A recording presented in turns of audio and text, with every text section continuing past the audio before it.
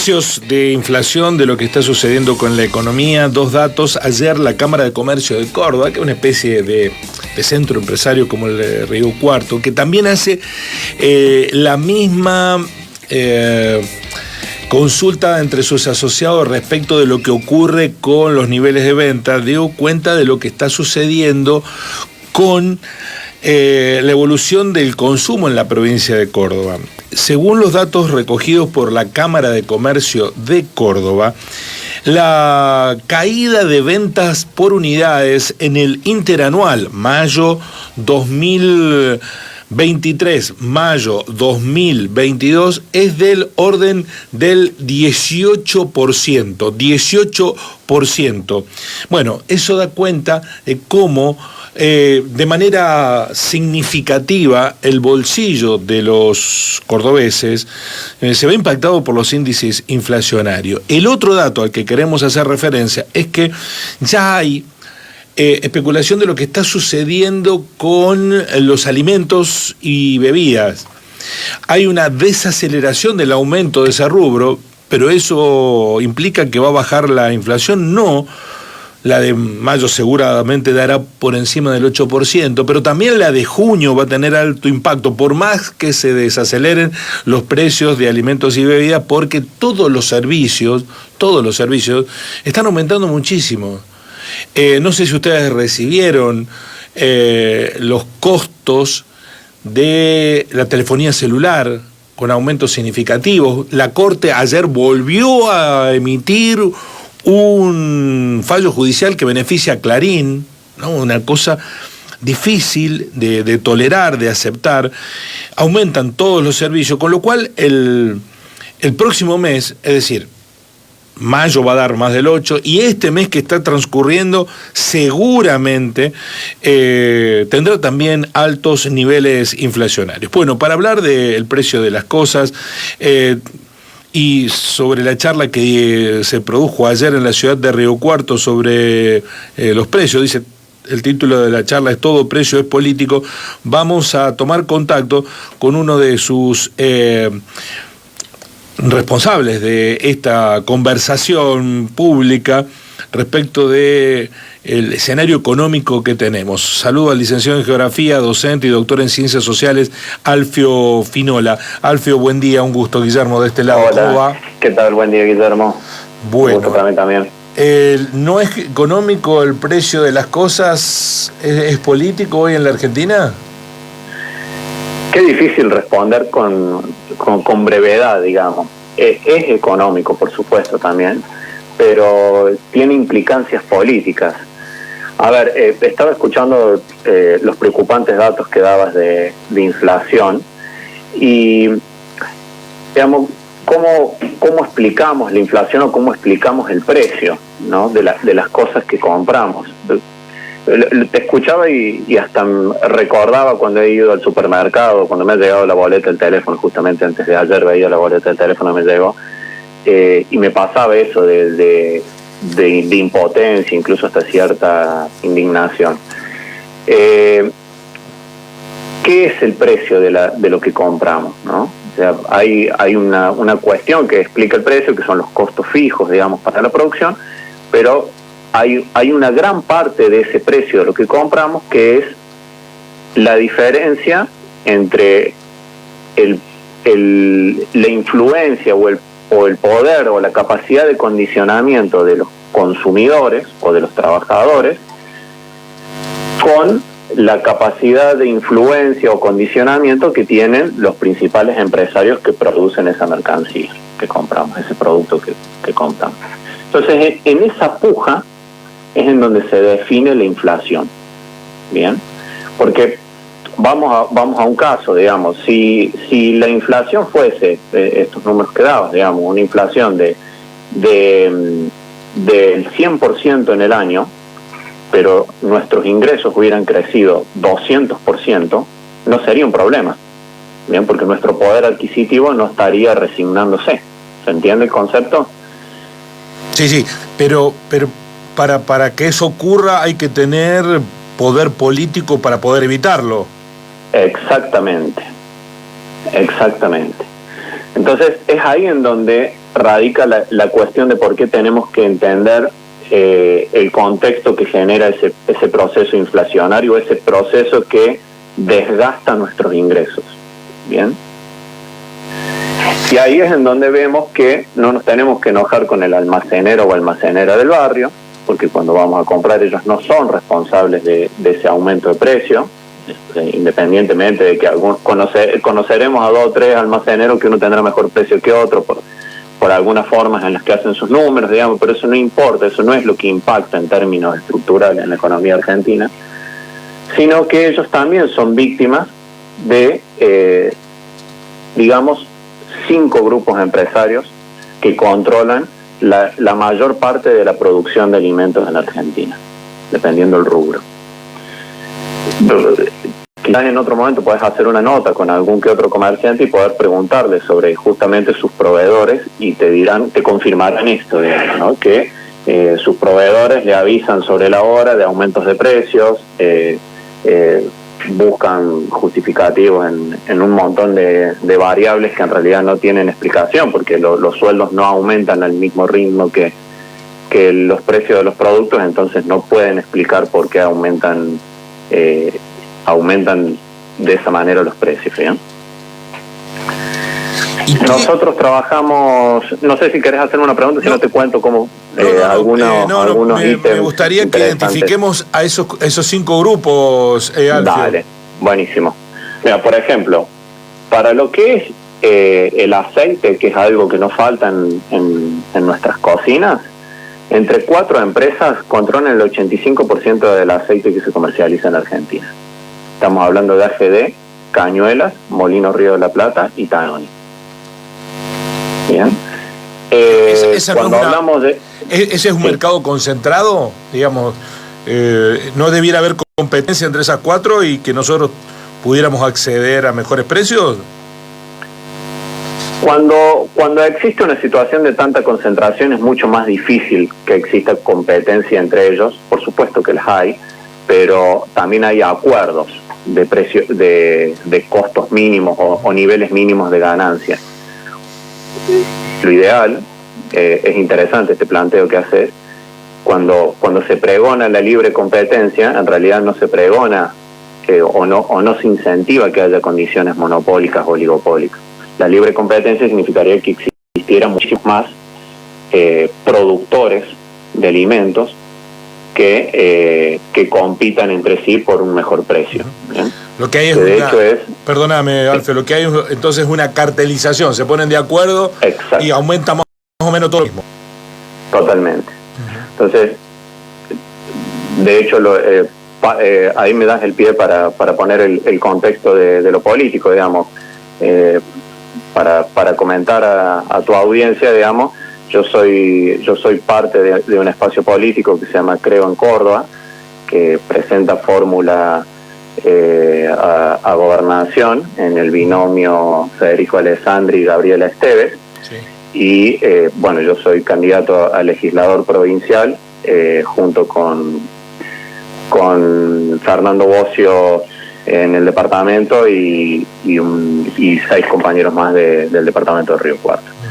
En este contexto, nosotros, planteando este problema, intentamos plantear una plataforma política para la solución. ¿Bien? Nosotros necesitamos que Córdoba, como una de las principales provincias productoras de alimentos, genere valor agregado dentro de su territorio. Bien, porque gran parte de estas industrias que te estoy diciendo, salvo casos excepcionales como AGD, digamos, gran parte del desarrollo industrial no sucede dentro de la provincia de Córdoba y afecta directamente sobre los puestos de trabajo, sobre la calidad de los puestos de trabajo y sobre el nivel de poblamiento del sur de Córdoba, ¿no? O sea, en términos de población, el sur de Córdoba tendencialmente está teniendo menos población que el resto de la provincia de Córdoba. Y es producto de que no hay una oferta para nuestros jóvenes, para nuestros vecinos, de arraigo, porque no tienen trabajo genuino, digamos. Parte de esa política, o sea, es entenderlo en términos integrales, digamos, o sea, promover un desarrollo agroindustrial y agroalimentario en el sur de Córdoba es una política que atiende dos situaciones en el sur de Córdoba. Uno, el poblamiento y arraigo de nuestros pueblos, que cada vez se están envejeciendo con mayor velocidad, y por otro lado, el desarrollo de agroindustria, que primero logre mejorar los puestos de trabajo en las localidades, y segundo, empiece a construirse otro nivel de competencia o de oferta de productos agroalimentarios, para cuando nosotros vayamos a la góndola, por más que veamos realmente mucha variedad de productos. Ahora, hoy nosotros estamos yendo a la góndola y si bien encontramos muchas marcas, en realidad la mayor parte de esas marcas representan a 4 grupos económicos. En el mejor de los casos, y adhiriendo a esto que plantean como lógica de producción y de competencia, eso lleva años después de políticas. Y en el mientras tanto, ¿qué se hace para evitar este espiral inflacionario? Y la pregunta del millón es, ¿el Estado, emitiendo más, gastando más de lo que recauda, no es corresponsable de este estado de cosas? Excelente tu pregunta. Esto hay que pensar en un marco de políticas integrales, ¿no? O sea, hace unos días me hacían una consulta por el estilo sobre los precios cuidados, sobre esa política de precios cuidados. A ver, nosotros cuando planteamos de que hay que abordar la inflación, hay que abordarla en términos integrales, con un conjunto de acciones, ¿bien? Una de ellas puede ser precios cuidados, otra de ellas puede ser acuerdos políticos con estos grupos económicos, acuerdos políticos de precios mínimos, y por otro lado, también necesitamos que la ciudadanía empiece a tomar conciencia de quiénes son los verdaderos responsables de este aumento de los precios. Porque si no, las tensiones recaen sobre los lugares equivocados, ¿bien? Eduardo traslado pregunta de los oyentes. Sí. ¿Cómo se paga un aumento del 200% de sueldo sin aumento de precios? ¿Y por qué hay años en los que no hay inflación y sigue habiendo concentración de la oferta? Bien, por supuesto, digamos, ha habido años que han sido muy prósperos en la economía argentina, y ha habido incluso políticas integrales en términos de precio, en donde ha habido desde acuerdos hasta políticas de incentivo industrial, desarrollo industrial para fomentar el mercado interno, en donde los precios se han, en términos relativos, estabilizados y ha logrado que no haya habido tanta inflación. Bien. Y ha habido otros momentos, dependiendo de las fuerzas políticas en las que han gobernado, incluso hasta coyunturas por fuera de los nombres y apellidos de los que estén en gobierno, que han hecho que la volatilidad de los precios haya sido sujeto de desatender justamente ciertas condiciones o ciertos acuerdos con los que hoy fijan los precios. Es una realidad, digamos, hoy fijan los precios y la solución no es cortoplacista, pero sí es importante entender cuál es el eje del problema, para también como ciudadanía empezar a impulsar o exigir que las soluciones vayan justamente a atender ese problema. ¿Cómo se hace en este escenario, que además tiene la inestabilidad política de por medio, de ir, porque ahora se está dando una desaceleración de impuestos por caída del consumo, que tampoco es bueno en una economía que caiga el consumo, porque nos va a someter a un escenario económico de recesión. Entonces, si uno controla precios, cae el consumo,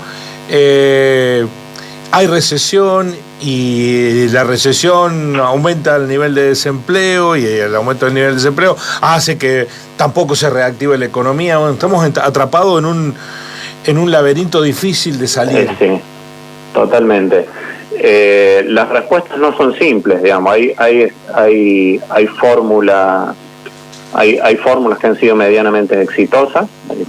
En el corto plazo haría falta un shock económico, digamos, un ingreso de dinero en los bolsillos de los argentinos, de los cordobeses, de los riocuartenses, y por otro lado un cierto condicionamiento de precios. No recuerdo el nombre del oyente que hizo la pregunta. Eduardo. Eduardo, no sé su rol, digamos, por la pregunta entiendo que debe ser alguien que tiene empleados a su cargo, es entendible su preocupación. Uno no atenta contra nuestros comerciantes o nuestros pequeños empresarios, digamos, ellos no son los responsables de este aumento de los precios, ni por casualidad, son víctimas iguales que el resto de los consumidores de esta situación, y también es un problema, digamos.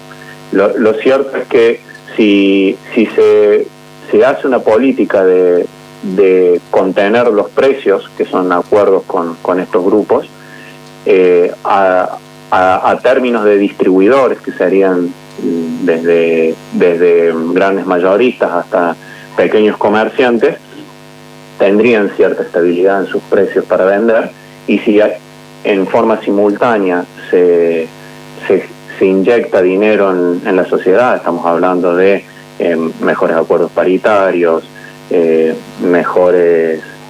mejora en ciertos planes de contención social, eso activaría la economía. Pero eso es para tratar el síntoma, no el problema de verdad, ¿se entiende?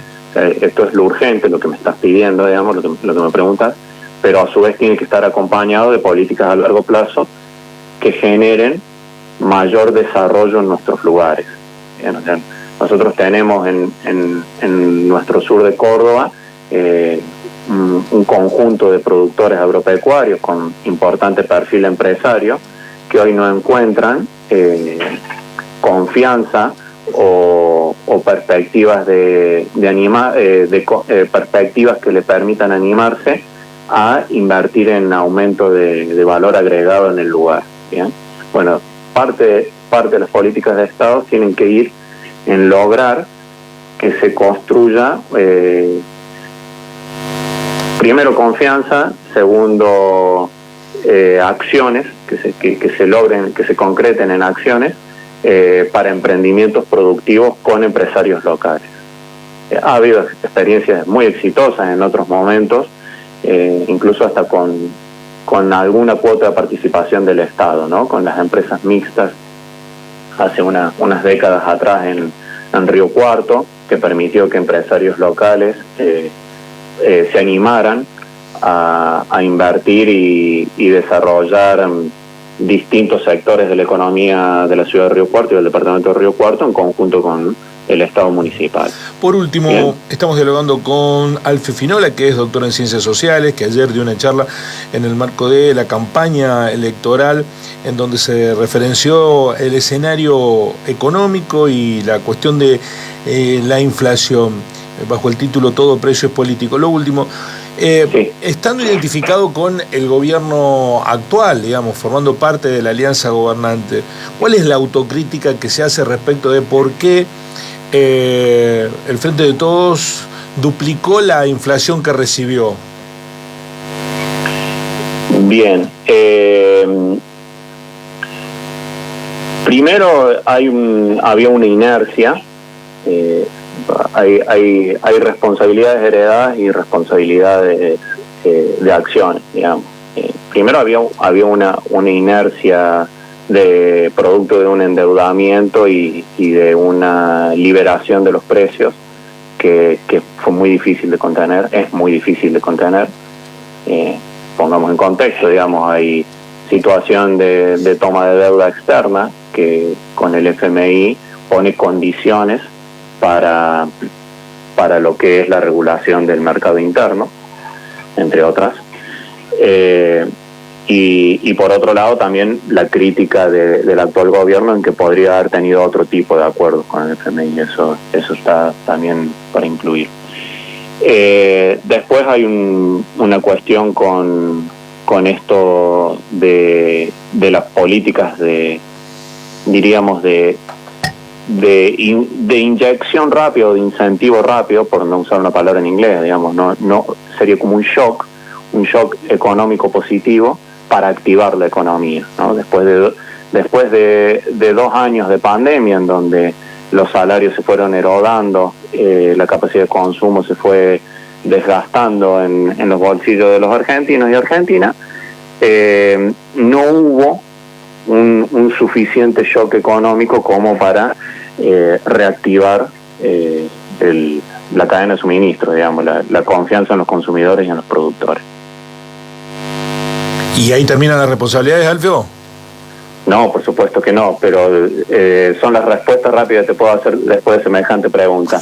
Pero hay muchísimo por indagar, digamos, hay muchísimas cosas por hacer y por mejorar. Sí, pareció que el gobierno no tuvo, no supo o no quiso emplear el poder político y sus propias convicciones para avanzar contra el fenómeno inflacionario. Exactamente. ¿No? Y además firmó un acuerdo con el Fondo Monetario Internacional que todos del primer día dijeron, pero este acuerdo es inflacionario.